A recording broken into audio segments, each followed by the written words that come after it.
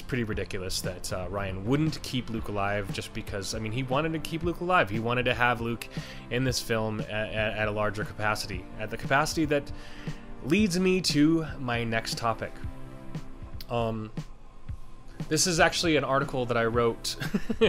I'm no fancy-ass journalist. I did a lot of creative writing in high school and college, but yeah, by no means am I fancy, and these days you don't have to be fancy to be an actual writer anyway, and so I'm not saying this is great or anything. I just know that this is kind of a format that a lot of people tend to gravitate towards. A lot of people do this, and you know, I'm just going to try it out with my own article. This is my own article that I wrote about a week and a half ago, and I just didn't get around to sharing this because I've been traveling, and I play music for a living, play professionally, and I do all kinds of stuff, and so I was just busy with all that, so I haven't had a chance to. It's entitled The Importance of Luke Skywalker. Dear Lucasfilm, Luke us.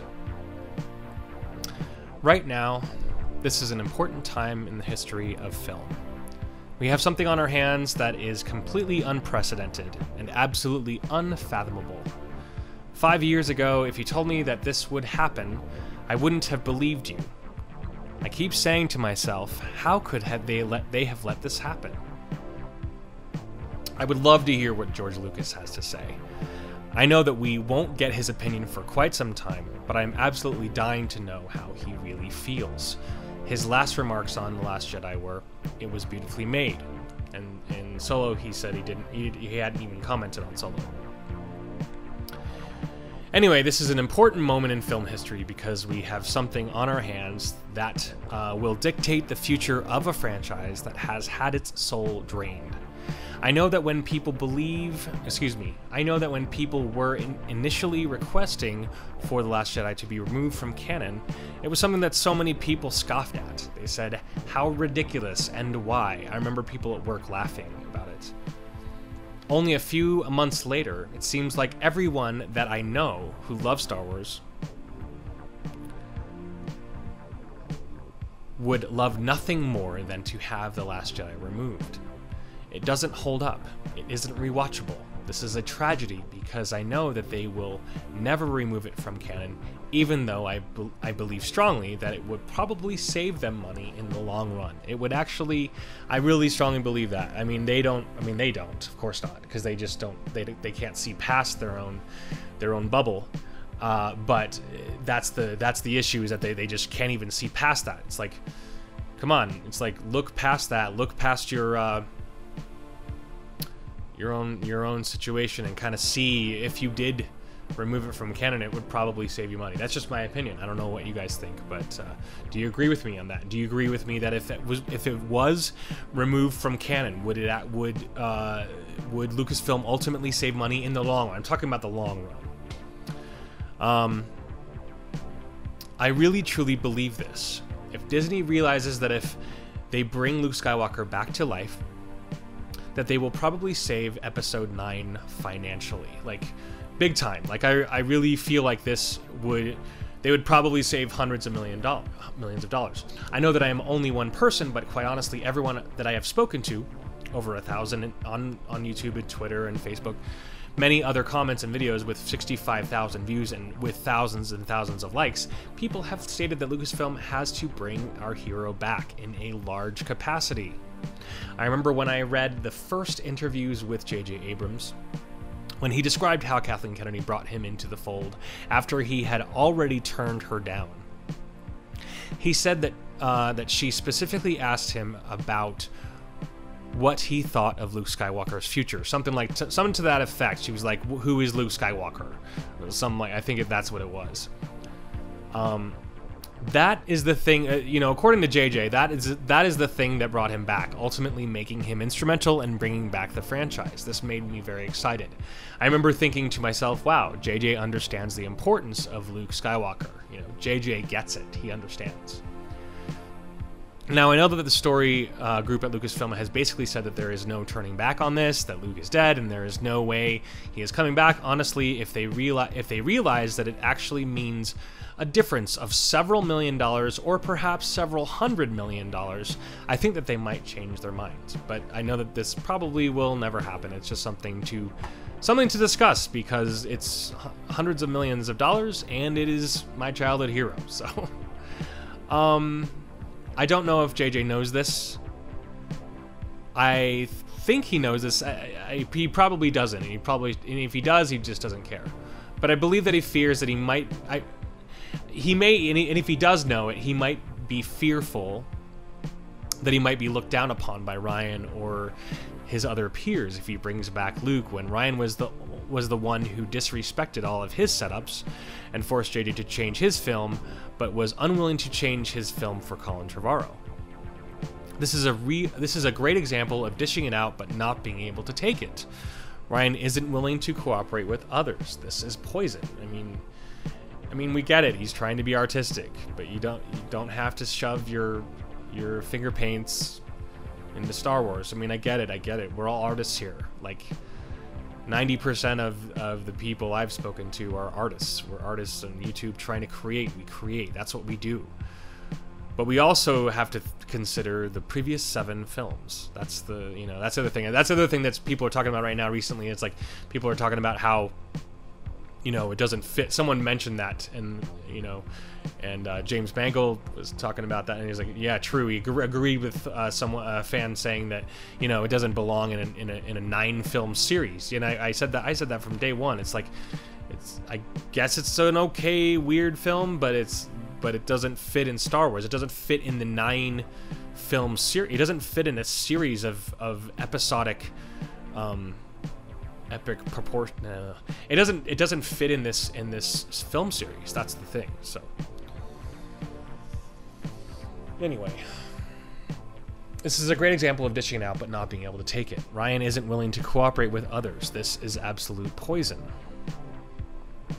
I might also add that I wish Colin Trevorrow was doing episode 9 still. I think that JJ and Chris Terrio probably have some good ideas in mind, and I am sure it will be an okay story, but if they would understand that it means the difference between the film succeeding and the film failing, then I think that they might bring Luke back. I think that if they did believe that it would make that much of a difference, then they would be willing to change it. It wouldn't be hard to do. His hand didn't fall when he disappeared. This is an extraordinary opportunity. Of course, Rian admitted this is a story flaw. This is something that he screwed up on. He forgot, whatever.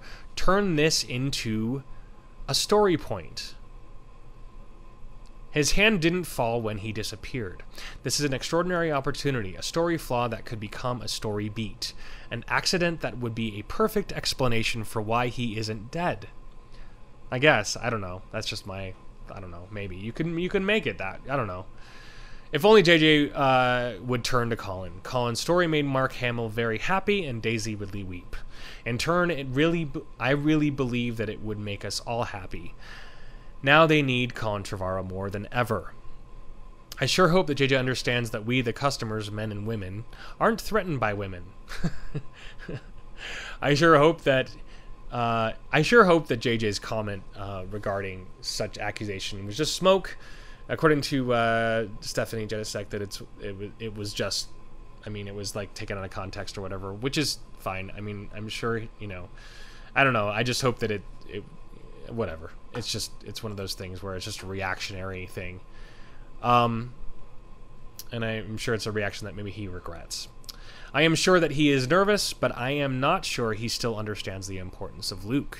Maybe that's gone, even though it was something that brought him into the series. It brought him into doing this whole thing. George Lucas. George Luke us. Lucasfilm, will you please Luke us? People of all race, color, age, gender, and class have lived in Luke Skywalker's skin. We have all experienced what it is like to become a hero through Luke. Luke Skywalker transcends all of those things. All of these things. I've talked with many men and women children, adults that have said the same thing. They all love Luke Skywalker. It doesn't matter, you know. If Yoda and Obi-Wan show up in this movie in episode 9 to praise Rey, I think that this will be probably a wrong move, because rewards should be given only if they are earned. If Luke isn't a large part of the film, I really believe that it will fail financially. I don't think that JJ realizes this. I think that he will do an okay job, but the box office will ultimately fail. I mean, look at what happened with Solo. Rian Johnson, I know that everybody says these are the episodic films, but dude, I don't know. It's interesting. It'll be really interesting to see that. It'll be really, really interesting to see what happens. Rian Johnson keeps defending his decisions just to say that it was personal, and George Lucas was always thinking in terms of his own personal desires. He is the creator. He has that right. He is the creator of the franchise, of this universe. However, so I'm going to start that again. So, claiming that it was personal, George was always thinking in terms of his own personal desires. He is the creator. He has that right. However, although George was an artist, because he is, and in that right, he could do what he wants with things. And in my personal opinion, anything non-George Lucas is just kind of not blasphemy, but just something. Well, so far it just hasn't come close, in my opinion. That's just me. I know that there are people probably who disagree with me, but that's my opinion. I think episodes 1 through 6 are the best, and everything else just kind of falls by the wayside just because it lacks heart. In the sense, George was an artist in the sense that he just did what he wanted to do. He still always kept the audience in mind, though. That's the thing. Even though he was like just wanting him to do his thing, and ultimately he ended up just getting rid of it, selling it, because he wanted to do stuff he wanted to do and not what the audience wanted. Which is fine.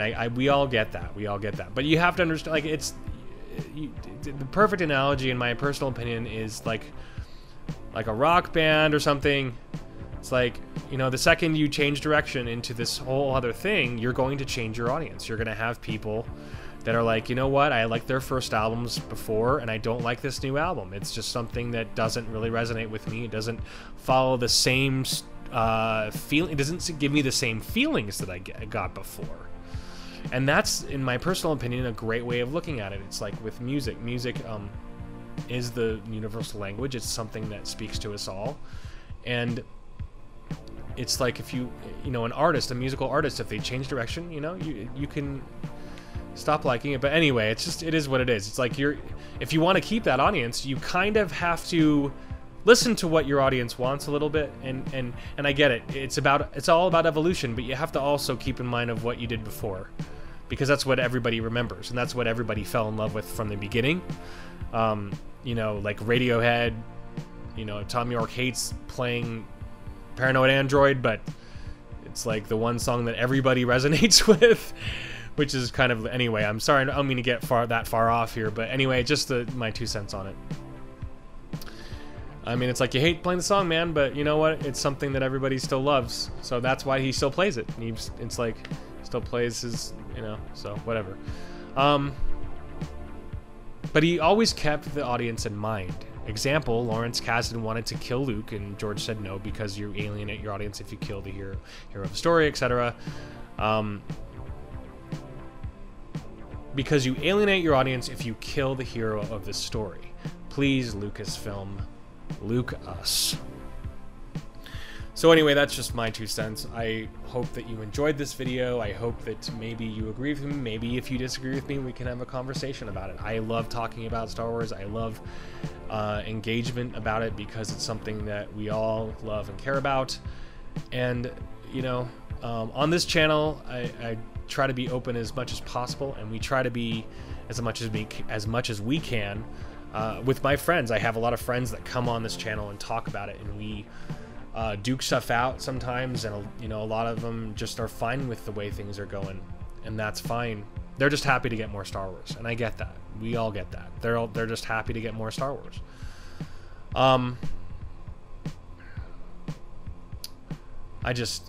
think that in general, more of the fans deserve better, and we expect better. We expect better because it's something that is so important, and it's good, and you have tons, and Disney has tons of money. They have absolutely no excuse to not be turning out good films. Like, they have so much money. Like, there's literally, it's like raining. Like, the budget on The Last Jedi was like literally twice as much as The Force Awakens, and The Force Awakens was like this profiting gem. It's like this ridiculous golden goose or whatever. So anyway, it's just weird how, I mean, we all get it. People want different stuff. They want different things. People want the stories to change. We want things to evolve. We want things to surprise us. All of us want that. We don't want the same damn thing over and over again. We don't want this and that to be exactly the same. But we do want things that are believable. Things that, you know, keep us in that universe. Things that we can grab onto. Because, and I've said this a million times and I'll say it one more time, it's like there was all this building up, and then there was just a tear down, you know? So it's like building us up only to tear us down and then make us feel like crap for you know, caring about it or wanting to express our feelings about it. So whatevs, who cares? Anyway, please, you know, click the thumbs up button if you like this video. We're still working on trying to get more subscribers. We do have quite a few now, but we're trying to get more. And you know, we work hard here at this channel. It's you know, we do X-Wing and all kinds of other fun stuff. And if you do get a chance, check out that video that I made. We did all the music for and everything. So anyway, I hope you're having a great day, and we'll talk to you soon.